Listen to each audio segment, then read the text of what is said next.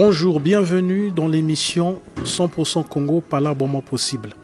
Cette émission est conçue pour débattre sur les thèmes qui touchent la société. Et pour cette première édition, nous avons donc décidé de palabrer sur le thème « Qu'est-ce qu'un politicien de nos jours ?» Pour palabrer sur ce thème, j'ai à mes côtés un politicien qui va se présenter à vous. Bonjour. Bonjour. Présentez-vous notamment à ceux qui nous suivent. Je suis Oleg Fabrice Kessila, porte-parole de l'UDH-UKI, Fédération de France. Quel est l'idéal politique de votre parti? D'abord, je vous remercie de l'opportunité que vous me donnez de pouvoir palabrer avec vous. Et ça porte un démenti total aux propos diffamatoires, mensongers, qui circulent un peu partout, comme quoi les cadres de l'UDH-UKI ne se présentent pas devant les micros ou fuient les micros. Donc je tenais d'abord à affirmer ça. Ensuite, pour revenir à la question que vous m'avez posée, l'idéal politique que poursuit notre parti. Pour répondre à cette question, donc je vais prendre deux moments fondateurs de notre parti. Le sigle de notre parti, UDH-UKI, Union des démocrates humanistes. Et le premier alinéa de du préambule de notre constitution, donc de notre article, ce que j'appelle moi constitution parce que c'est ce qui fait qui encadre tout le fonctionnement de notre parti. Et donc il est stipulé que la création d'un parti politique obéit à l'un des objectifs qu'il s'assigne, entre autres conquérir le pouvoir par des moyens démocratiques, de façon pacifique, aux fins de pouvoir gérer la cité. Et donc, à partir de là, vous comprenez que l'idéal politique de l'UDH-UKI repose sur l'unité nationale. D'abord, l'unité nationale, parce que sans unité nationale, sans cohésion nationale, rien ne peut se faire. Donc, nous poursuivons le rassemblement, rassembler tous les Congolais du nord au sud. Et pour cela, nous voulons une stabilité politique dans notre pays. Nous voulons que les filles et les fils du pays vivent dans la paix totale, dans la paix et dans la cohésion totale. Et ensuite, c'est de permettre que le Congo soit développé, soit épanoui économiquement, politiquement, et que le chômage recule, que le tribalisme recule, que tous les antivaleurs soient combattus. Donc c'est un idéal d'audace que nous poursuivons à l'UDH-UKI. Mais et pourtant votre parti a l'air d'être réservé qu'au jour du pool. Le penser, c'est rentrer dans les mythes qui sont créés autour des leaders du pool, autour ressortissants du pool. Comme quoi l'UDH-UKI, depuis le MCDDI, est un parti qui serait réservé aux gens du pool. Mais c'est la démagogie, c'est totalement démagogie. Je vais vous prendre la loi numéro 12/2017 du 12 mai 2017, la loi organique relative aux conditions de création, aux conditions de création, d'existence et de financement des partis politiques.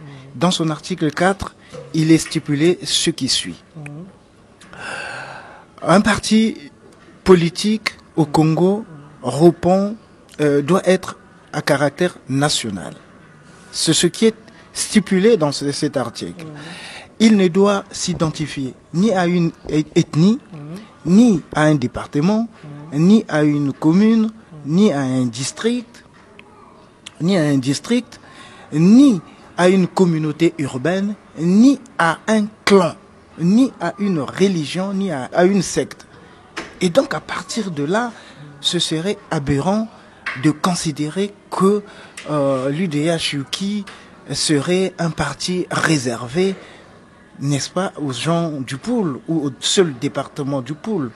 Tant il est vrai que notre parti répond aux principes que fixe notre constitution et que fixe la loi.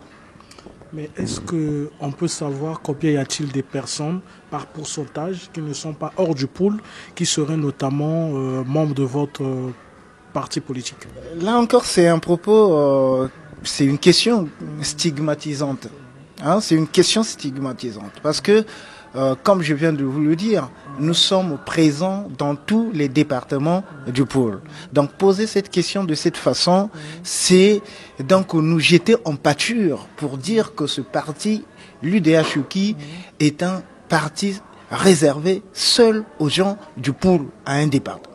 Je vais vous rappeler que dans les conditions normales d'une élection présidentielle organisée au Congo-Brazzaville, aucun leader d'aucun département au Congo ne peut se prévaloir la possibilité d'être élu président de la République sans le concours d'autres départements.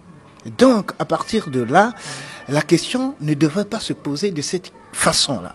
L'UDH-UKI est un parti national. Et donc, je ne peux pas vous répondre en termes de combien de pourcentage de personnes qui auraient adhéré à l'UDH-UKI n'appartenant pas au département du Pôle. Mais pourquoi votre leader fait souvent les discours en lari? Là encore, c'est... Voyez-vous, c'est des stéréotypes. C'est des stéréotypes qui ont été moulés dans une utopie de vérité, hein, qui se révèle aujourd'hui comme une vérité dogmatique, hein, dans les mémoires des Congolais. Mais c'est faux. Il peut arriver, même vous-même, nous sommes tous des Congolais, et que nous arrivions dans l'interland du Congo, de notre pays, dans les bas-fonds de notre pays, où les mamans, les papas ne savent pas parler français, ne comprennent pas le français. Dans quelle langue, bon sang, voudrez-vous qu'on s'adresse à eux? Il est arrivé notamment pendant la période de la campagne électorale, que Guy Brice-Parfait Kolela s'adressa aux populations aux populations des campagnes, des contrées reculées en langue vernaculaire. Mais cela ne voudrait pas dire que tous les discours faits par Guy Brice-Parfait Kolela sont faits en lari. Regardez, il s'est exprimé pendant la période référendaire au boulevard des Armées en français, devant les Congolais. Et tous les derniers discours que Kolela fait, ça se passe en français. Et c'est la langue officielle de notre pays. Et de toute façon, il n'y a aucun mal d'utiliser l'une des langues vernaculaires de notre pays. C'est se régner, n'est pas reconnaître, n'est pas parler sa langue, c'est régner. C'est un faux débat, c'est un faux problème. Le vrai problème, c'est ce qu'ils pensent du Congo. Hein, sont les valeurs qu'ils portent, les valeurs d'humanisme, les valeurs de paix, les valeurs libérales, les valeurs de démocratie, de respect des institutions, l'intérêt qu'ils portent pour les Congolais. C'est là où vous devrez beaucoup plus l'attendre, mais pas sur des questions polémistes ou polémiques ou des questions qui n'ont aucun sens. Et malheureusement, ces derniers temps, nos compatriotes rentrent beaucoup plus dans des futilités que dans des problèmes, dans des sujets, des questions objectives. On aimerait savoir concrètement que faites-vous à l'UDH-UKI? Quel est votre rôle? Ben, je me suis présenté dès le départ. Je vous ai dit que j'étais le porte-parole de l'UDH-UKI. Et vous portez la parole de qui? De France. Je porte la parole de l'UDH-UKI, de la Fédération de France. Il faut être précis parce que notre pays, notre parti est bien structuré, bien organisé. Nous avons un bureau national et dont le directeur de communication s'appelle le docteur Justin Nzolufoua. Voyez-vous, et donc pour la fédération, pour le compte de la Fédération de France, en tout cas, je suis la parole officielle de cette fédération UDH-Uki France. Nonobstant ce côté porte-parole-là, je suis le coordonnateur, n'est-ce pas, du pôle des affaires, des activités culturelles, éducatives, diplomatiques et TIC au niveau de la Fédération de France. Et on charge des questions des mobilisations, des adhésions à l'UDH. Voilà. Pensez-vous que c'est nécessaire que vous puissiez être le porte-parole, notamment de l'UDH France, puisque les Congolais de la diaspora ne votent pas? Est-ce que vous pensez que c'est vraiment une nécessité pour vous d'assumer ce rôle? Est-ce que ce n'est pas en quelque sorte une babiole? Qu'est-ce que vous pouvez nous dire sur cela? Non, malheureusement, c'est que je m'inscris en faux par rapport à cette suggestion, à cette vision. C'est-à-dire que même quand les Congolais de l'étranger n'ont pas le droit au vote, mais ils doivent avoir une représentativité voilà, au niveau national. Et notre parti se base sur, n'est-ce pas, le rassemblement et la représentativité de tous les Congolais où qu'ils se trouvent, où qu'ils soient. Nous sommes leur porte-étendard. Nous pensons à leur bonheur. Nous pensons à leur épanouissement. D'autant plus que nous sommes un parti humaniste, un parti démocrate, un parti libéral. Voyez-vous? Et je dois vous dire que cette question des Congolais de la diaspora ou des diasporas, des Congolais de l'étranger, nous préoccupe beaucoup. Et dans le PPRC, je crois, le programme de Guy-Brice Parfait-Kolela, nous réfléchissons sur le droit de vote à octroyer aux Congolais parce que nous pensons que c'est une injustice que de retirer le droit de choisir leurs représentants à une partie de la population. Puisque cela se fait au Sénégal. Hein. Exactement.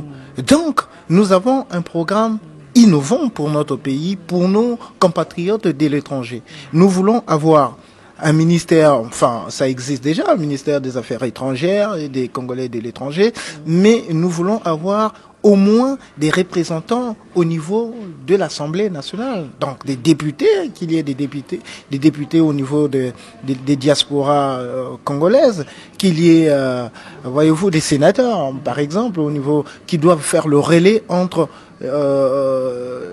l'étranger, enfin les Congolais qui sont à l'étranger et le gouvernement de notre pays en vue d'essayer de trouver des réponses aux préoccupations qui minent leur quotidien. Et donc, nous pensons qu'il faut octroyer un droit de vote aux Congolais de l'étranger. Et ça, c'est dans les cartons de l'UDH-UKI. Quel est le projet de société de l'UDH-UKI? Je vous l'ai dit tout à l'heure. Un plan parfait pour le redressement du Congo, le PPRC. C'est ce projet de société que Guy-Brice Parfait-Kolela a porté lors de l'élection présidentielle de 2016. Et c'est un projet très audacieux. Un projet qui se base sur des mesures phares comme la décentralisation intégrale de notre pays. Ce qui donnerait à chaque pays, à chaque département, ou à chaque, en province, je vais dire, pas en département, mais en province, la répartition de notre pays en 4 provinces, ce qui leur donnerait le pouvoir d'une certaine autonomie, de pouvoir conduire des politiques de développement, les politiques de redressement de leur province. Et ensuite, il y a l'audace sur la lutte contre la corruption, la bonne gouvernance, la lutte pour le développement global de notre pays. Et donc, la prise en charge des questions de l'éducation. Voyez-vous, aujourd'hui, nos enfants qui se trouvent à l'étranger, notamment les étudiants congolais aujourd'hui, subissent de plein fouet des sérieux problèmes, des sérieuses difficultés. Ils ne sont pas payés. Hein? Ils sont abandonnés à eux-mêmes.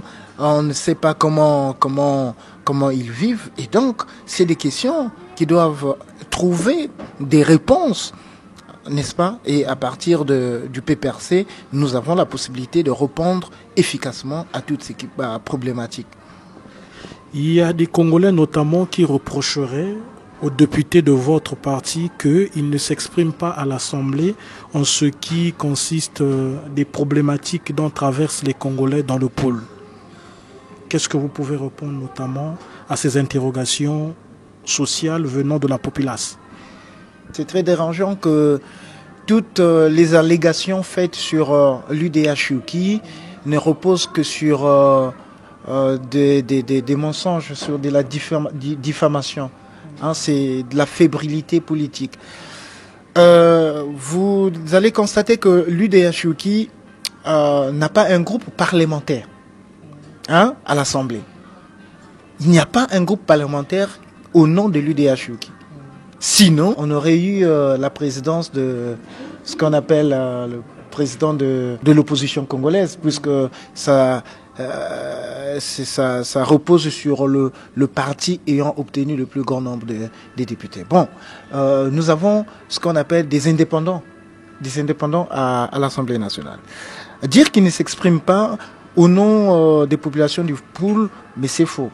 C'est faux parce que, je vais encore vous rappeler, il n'y a pas, enfin, pendant que cette crise du pôle battait le plein fouet, les bombardements se déroulaient, se pilonnaient dans tous les départements du pôle. Guy Brice Parfait Kolela, les députés de l'UDH-UKI n'avaient pas cessé, n'est-ce pas, d'assister cette population. Ils n'avaient pas cessé de dénoncer ce qui se passait dans ce département, dans cette zone du pays. Et encore, faudrait que vous sachiez que Guy Brice Parfait est allé jusqu'à proposer, hein, des solutions très adaptées pour résoudre la crise profonde qui s'est déroulée au pôle. Il a proposé un dialogue inclusif sur la question du pôle. Bon sang, combien de fois il fallut que Guy Brice Parfait Kolela ou un leader de l'UDH-UKI parla au nom de l'UDH-UKI pour résoudre cette question du pôle. Nous avons posé plusieurs actes et des actes forts pour assister ces populations en déplacement. Nous avons fourni du matériel, nous les avons assistés en vivres, nous les avons assistés un peu sur tout, hein, un peu sur tout. Et donc c'est encore des diffamations, hein, des mythes conçus pour décrédibiliser l'UDH-UKI et Guy Brice Parfait Kolela. Mais nous ne céderons plus à ce genre de manœuvre. Que pensez-vous de ceux qui critiquent votre leader? Il y a un adage congolais populaire qui dit on ne jette des pierres que sur un arbre qui porte des fruits mûrs. C'est un leader politique. Que voulez-vous? Tout le monde ne peut pas l'aimer. Il ne peut pas recevoir l'assentiment de tous. Mais le principal pour nous, c'est que c'est ce qu'il pense pour l'intérêt national, pour l'intérêt général, pour les Congolais. Voyez-vous, et nous ne nous fixerons pas sur ceux qui critiquent ou ne critiquent pas Guy Brice Parfait Kolela. Nous rentrerions là dans un jeu à dormir debout. Comment donc faire pour rentrer dans votre parti politique? Ben, les critères sont simples. C'est fixé par la constitution de notre parti. Hein. Moi, j'aime bien l'appeler comme ça, hein, parce que ça donne un aspect de sacralité, hein, à ce texte. Hein, voilà. Donc, pour entrer à l'UDHUKI, il suffit d'être congolais d'abord déjà. Avoir la majorité, hein, et ne pas appartenir à un autre parti politique, et puis faire sa démarche individuellement, et voilà, auprès des responsables habilités. Donc, dans chaque département, je profite de le dire là en direct, dans chaque département de notre pays, il y a un bureau politique qui existe. Il y a un bureau de chaque département ou de chaque commune, enfin les grandes villes de notre pays. Les bureaux existent. Et il suffit d'aller sur notre site web www.udh-yuki.org.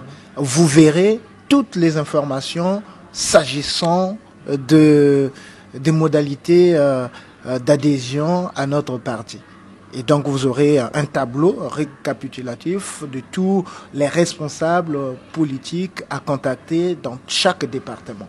Et donc voilà, allez-y. C'est une innovation, hein, ça montre la modernité de notre parti.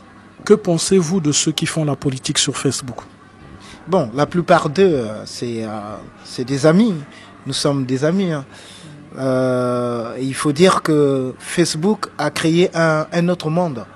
Facebook a créé un monde virtuel où on pense réaliser ce qui ne se passerait pas dans le monde réel. Hein? Et donc, loin de les plaindre, non, je ne vais pas les plaindre, je ne vais pas plaindre tous ceux-là qui font la politique sur la toile, sur Facebook. Mais ce que je leur demanderais, c'est d'avoir beaucoup plus d'engagement. L'engagement, c'est pour l'intérêt national, pour l'intérêt de notre pays, et pour faire en sorte que les choses bougent dans notre pays, que les choses changent dans notre pays. On ne peut le faire qu'à l'intérieur d'un parti politique, d'un mouvement politique. Et moi, je suis convaincu que c'est de l'intérieur des partis politiques, des mouvements politiques que viendrait le changement dans notre pays. Et donc les jeunes doivent s'engager de façon courageuse, hein, et ils doivent assumer les choix, ne pas se cacher derrière les claviers, mais en tout cas s'engager dans les mouvements politiques qui existent ou les créer, mais de façon efficace, mais pas de façon parcellaire, parce que dispersés, nous sommes morts, unis, nous sommes vivants.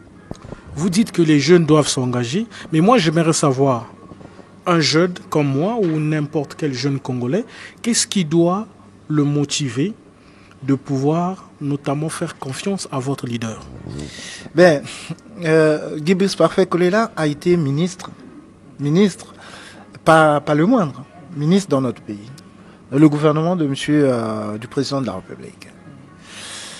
Lorsqu'il s'est posé la question cruciale de la survie de notre démocratie, de la survie de la démocratisation de notre pays, des institutions de notre pays, Guy Brice Parfait Kolela n'a pas hésité de sacrifier ses intérêts personnels, parce qu'il pouvait rester au gouvernement, rester au chaud, continuer à faire comme si tout était bien, tout était Alice au pays des merveilles. Et puis les problèmes des Congolais, ils s'en fichent. Mais il a pris conscience que le pays était en danger. Il s'est opposé au changement de la Constitution qu'il considérait comme un acte anti-démocratique, anti-constitutionnel, qui allait à l'encontre de l'évolution de notre pays, de la stabilité politique, de la cohésion sociale, du développement de notre pays. Parce que il faut se le dire, tout développement est conditionné par une stabilité politique. Et c'est ce qu'il a privilégié. Et à partir de là, la suite, vous la connaissez.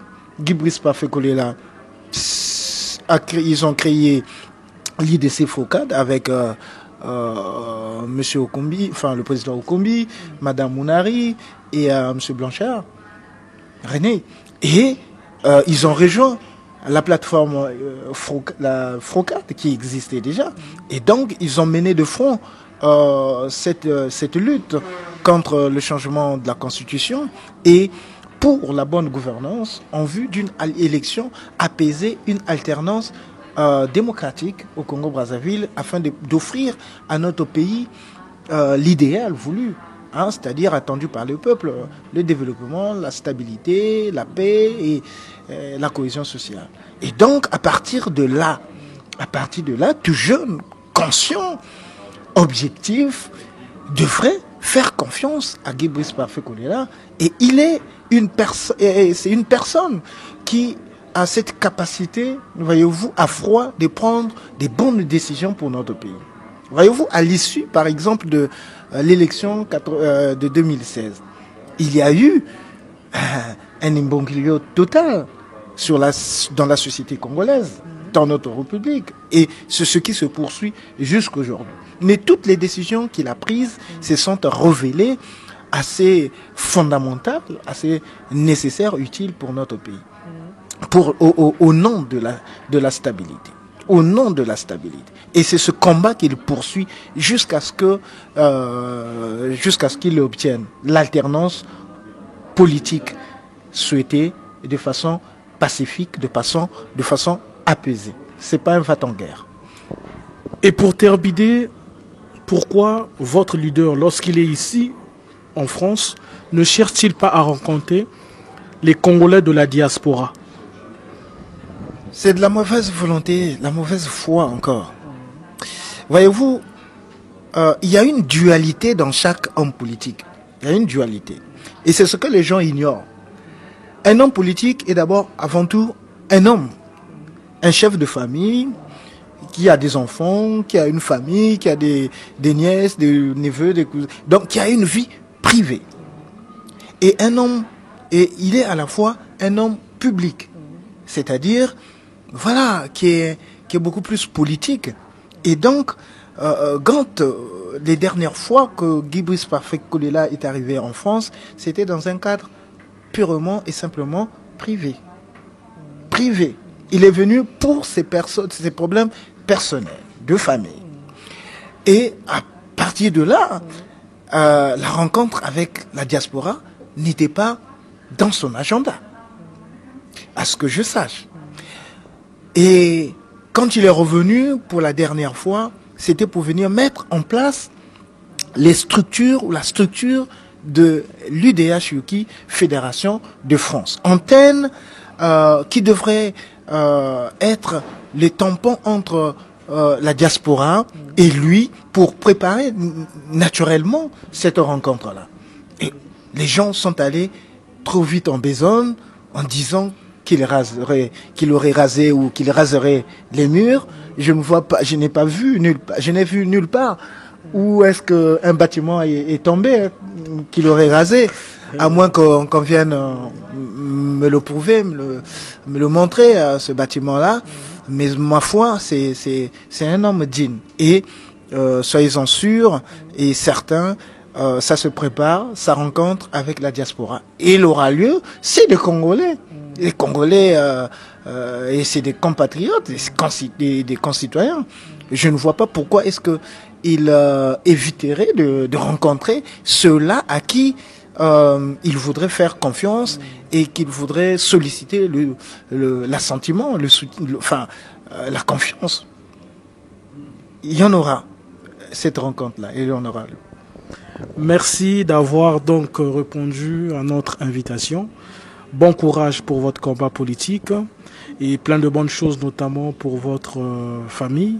Sur ce, moi, je vous dis à la prochaine édition de l'émission 100% Congo par l'abonnement possible, où il y aura sans doute une nouvelle thématique et une nouvelle débatique. À bientôt.